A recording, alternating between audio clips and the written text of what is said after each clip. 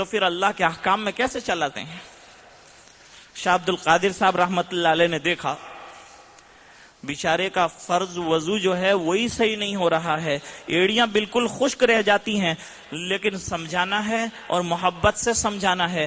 تو ایک روز جو ہے آپ وضو کرنے کی نیت سے باہر نکلے، جب وہ آیا اور اس کے بعد کہا ذرا میرا وضو دیکھ لو نا، اس بنا پر کہ میری کوئی غلطی ہو رہی ہو اور میرا وضو صحیح نہ ہو رہا ہو، ایسا نہ ہو جائے، اس بنا پر ذرا میرا وضو اچھی طرح دیکھنا۔ اور جب ایڑی دھونے کا موقع آیا تو ایڑی کو خوب اچھی طرح سے مل مل کے دھو کے بتایا کہ دیکھو کہیں بال کے برابر جگہ تو خشک تمہیں نظر نہیں آتی؟ اس نے کہا حضرت یہ تو اصل میں میری غلطی آج معلوم ہوئی کہ میں دھوتا تھا بڑی بے توجہی کے ساتھ، اور ایڑی جو ہے کبھی کبھی خشک بھی بلکہ زیادہ تر رہ جاتی ہے، مجھے تو اس کا علم نہیں کہ یہ فرض کے اندر داخل ہے اور خشک رہ گیا تو آپ جیسے فرماتے ہیں ویل للعقاب من النار والا مسئلہ پیدا ہو جائے گا۔ اس بنا پر میں جو ہے آپ کی توجہ دلانے کا بہت ہی شکر گزار ہوں۔ دیکھیے توجہ دلائی اور ایسی طرح سے دلائی کہ بیچارے کو پتہ بھی نہیں چلا، نہ دل کے اوپر اس کا کوئی صدمہ پہنچا۔ کبھی آدمی جو ہے سمجھاتا ہے، میرے والد صاحب رحمت اللہ علیہ نے فرمایا کہ اجمیر میں جو ہے ایک خان صاحب وضو بنا رہے تھے، پیچھے بھی ایک خان صاحب کھڑے ہوئے تھے، آگے جو بیٹھے ہوئے تھے صاحب وضو بنا رہے تھے غلط، تو پیچھے سے جو خان صاحب تھے انہوں نے غصے میں آ کے کہا کہ اتنا بڑا داڑھی کا تو نے منہ رکھا ہوا ہے اور تیرے کو وضو بنانا نہیں آیا، بڈھا ہو چکا تو تیرے وضو بنانا نہیں آتا۔ تو وہ بھی غصے میں آ گیا، اس نے کہا جا وضو تیرے ابا کا نہیں ہے، میں نماز بھی نہیں پڑھوں گا، وضو کی کیا بات ہے۔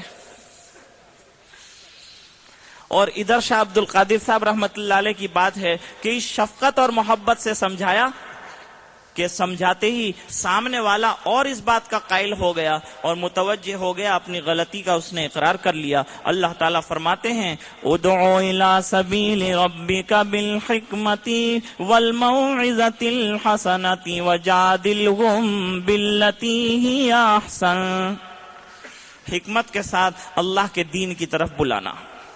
دعوت الی اللہ کا یہ بڑا اہم اصول ہے۔ بات یہ آپ سوچتے ہوں گے کہاں سے کہاں نکل آئی، اور بات تو کہنا چاہتے تھے حضرت عمر رضی اللہ تعالیٰ عنہ ڈیتھ بیڈ پر ہیں، اور ڈیتھ بیڈ کے اوپر ایک نوجوان آپ کی عیادت کے لیے آیا، خبر پرسی کے لیے آیا۔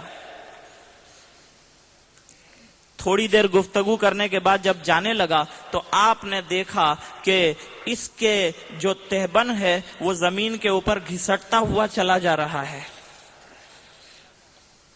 فوراً بلایا، حالانکہ آپ کی دنیا سے جانے کی قریبی گھڑیاں آ چکی ہیں اور ایسے وقت میں تو آدمی کو کچھ جو ہے ہوش نہیں رہتا، لیکن صحابہ کرام کو دین کا کس قدر درد ہے اس کا اندازہ اس بات سے ہوتا ہے کہ حضرت صدیق اکبر رضی اللہ تعالی عنہ نے جب نبی کریم صلی اللہ علیہ وسلم دنیا سے تشریف لے گئے اور کچھ لوگوں نے جو ہے اختلافات شروع کر دیے، کسی نے ارتداد اختیار کیا، کسی نے زکوٰۃ دینے کا انکار کیا، اور چاروں طرف جو ہے بغاوت کی ہوائیں، لوگوں نے کہا نبی گئے ہیں دوبارہ مدینے پہ حملہ کر کے معاملہ ختم کر دیا جائے۔ اس دوران کچھ لوگ جو ہے مرتد ہوئے، کسی نے زکوٰۃ کا انکار کیا۔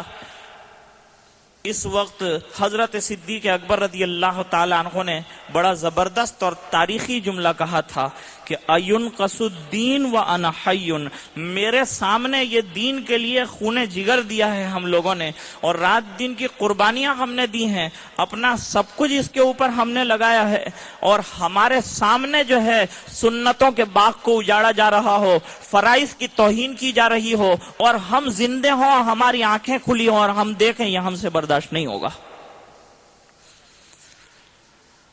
ينقص الدین وانا حی، میں زندہ ہوں اور یہ دین کا باغ سینچنے میں الحمدللہ صحابہ کرام نے اپنا سب کچھ لگایا ہے، ہمارے سامنے اجڑتے ہوئے ہماری یہ آنکھیں نہیں دیکھ سکیں گی۔ حضرت عمر رضی اللہ تعالیٰ عنہ نے اس لوٹنے والے جوان کو بلا کے کہا کہ دوست یہ تجھ نے جو نیچے تک تہبند لٹکا رکھا ہے، نبی کریم صلی اللہ علیہ وسلم نے اس سے منع فرمایا. یوں فرمایا کہ اگر تکبر کے بنیاد کے اوپر کسی نے یہ تہبند کو یہ ٹخنوں سے نیچے لٹکایا ہے تو اللہ تعالیٰ نگاہ محبت نہیں فرمائیں گے کل. یہ تو ایک بات ہے بہت بڑی جو مسلمان کو سوچنے کی ہے کہ اللہ کی ناراضگی مل رہی ہو، ایسے ہر کام سے اسے بچنا ہے. اور دوسری بات یہ ہے کہ تیرا تہبند نیچے غبار لگے گا تو گندا بھی بہت ہو جائے گا. تو ایک دنیا کا فائدہ بتایا اور ایک آخرت کا کہ اگر تو اونچا رکھتا ہے تو اللہ کی رضا ملتی ہے، اگر اونچا رکھتا ہے تو تیرا پیجامہ اور تیرا تہبند صاف بھی رہتا ہے. اور نقصان نیچے رکھنے کے اندر دونوں بتایا کہ سب سے بڑی بات تو یہ کہ خدا ناراض ہوگا، اور دوسری بات یہ ہے کہ تیرا بھی نقصان ہے کہ کپڑا میلا ہو جائے گا، گندا ہو جائے گا. گندگی لگ گئی معلوم نہیں کیسی، پھر نماز پڑھنی ہے اس سے، تو کیسے نماز پڑھے گا ایسی گندگی کے ساتھ؟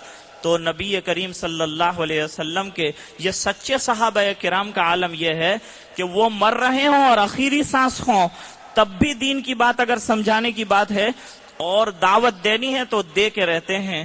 یہ ہر مسلمان کا اصل میں مزاج ہونا چاہیے کہ اس کی زندگی کا مقصد ہی کیا. میری زندگی کا مقصد تیرے دین کی سرفرازی، میری زندگی کا مقصد تیرے دین کی سرفرازی، میں اسی لیے مجاہد، میں اسی لیے نمازی. آج ہم اپنی بات کو اسی پر ختم کرتے ہیں. حق تعالی شانہ ہمیں دین کی سچی فکر نصیب فرمائے اور دین کی ایک ایک جز کی قدردانی حق تعالی شانہ نصیب فرمائے. سنتوں کی بہار ہماری زندگیوں میں آئے اور ایک ایک سنت سے سچا عشق حق تعالی شانہ ہمیں عطا فرمائے. عشق رسول صلی اللہ علیہ وسلم نصیب فرمائے اور اطاعت رسول صلی اللہ علیہ وسلم سے حق تعالی شانہ ہم سب کو سرفراز فرمائے. اللہم صلی علی محمد وعلی آل سیدنا محمد بارک وسلم.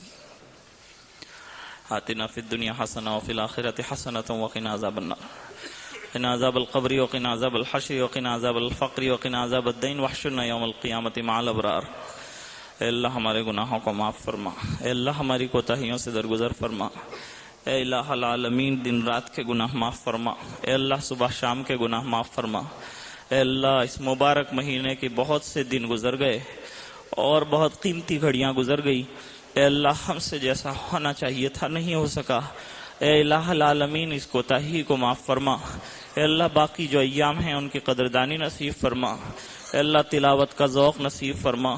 اے اللہ جو روزے ہیں ٹوٹے پھوٹے ہیں لیکن تیرے رحم و کرم سے امید ہے کہ تو اسے اپنے فضل سے قبول فرمائے. اے اللہ اپنا فضل و کرم ہم سب کے شامل حال فرما. اے الہ العالمین ہمیں سچا اور پکا نمازی بنا. اے اللہ دین کا سچا شیدائی بنا. نبی کریم صلی اللہ علیہ وسلم کی اتباع زندگی اور زندگی کے ہر شعبے میں جاری کرنے کی توفیق عطا فرما. اے اللہ دین کی فکروں والی زندگی نصیب فرما. اے اللہ ہمیں دین کی دعوت اور دین کی محنت کے لیے اپنے فضل سے قبول فرما. اے اللہ اب تک اس میں جو کوتاہیاں ہوئی اس جرم عظیم کو معاف فرما. اے اللہ اس جرم عظیم کو معاف فرما. اے الہ العالمین اگر ہم نے یہ کام نبی کیا تو تیری شان میں تو کوئی کمی آتی نہیں ہے. تو چاہے گا تو اپنے دین کی دعوت کے لیے نئی امت کو پیدا فرمائے گا، لیکن اے اللہ ہم محروم ہو جائیں گے. اے اللہ ہمیں محروم نہ فرما. اے اللہ ہمیں محروم نہ فرما. اے اللہ ہماری نسلوں کو محروم نہ فرما. اے الہ العالمین یہ مجمع جو یہاں حاضر ہے اس کی بھی مغفرت کے فیصلے فرما. اے الہ العالمین وہ مجمع جو غائب ہے اور ریسیورز پر بھائی بہن جو سن رہے ہیں اپنے فضل و کرم سے ان کی بھی مغفرت کے سامان فرما. اے الہ العالمین ہم سب کو تیری رضا کی زندگی گزارنے کی توفیق عطا فرما. اے الہ العالمین تو ہم سے راضی ہو جا اور ہمیں اپنا بنا لے. اے الہ العالمین نجات من النار کے ہم سب کے لیے فیصلے فرما. اے الہ العالمین جہاں جہاں دنیا میں لوگ پریشان ہیں اپنے فضل و کرم سے تمام کی پریشانیوں کو دور فرما. جو بیمار ہیں تمام کو شفائے کاملہ عاجلہ مستمرہ نصیب فرما. جو الجھنوں میں ہیں ان کی الجھنوں کو دور فرما. جو مقروض ہیں غیب سے قرضوں کے پورا ہونے کی سبیل پیدا فرما. اے الہ العالمین اندرونی اور بیرونی جو خلفشار اور پریشانیاں ہیں اپنے فضل و کرم سے ان تمام کو دور فرما۔ اے اللہ جو مانگا ہے وہ بھی عطا فرما، اے اللہ جو مانگنے سے رہ گیا وہ بھی عطا فرما۔ ہاتھ اٹھا کے اللہ جو جائز حوائج اور مرادیں مانگی ہیں اپنے فضل و کرم سے وہ تمام کے تمام عطا فرما۔ یہ دعائیں اپنے فضل و کرم حبیب پاک صلی اللہ تعالی علیہ وسلم کے صدقے اور طفیل میں قبول فرما۔ سبحان ربک رب العزت عما یصفون، سلام علی المرسلین والحمد للہ تعالی رب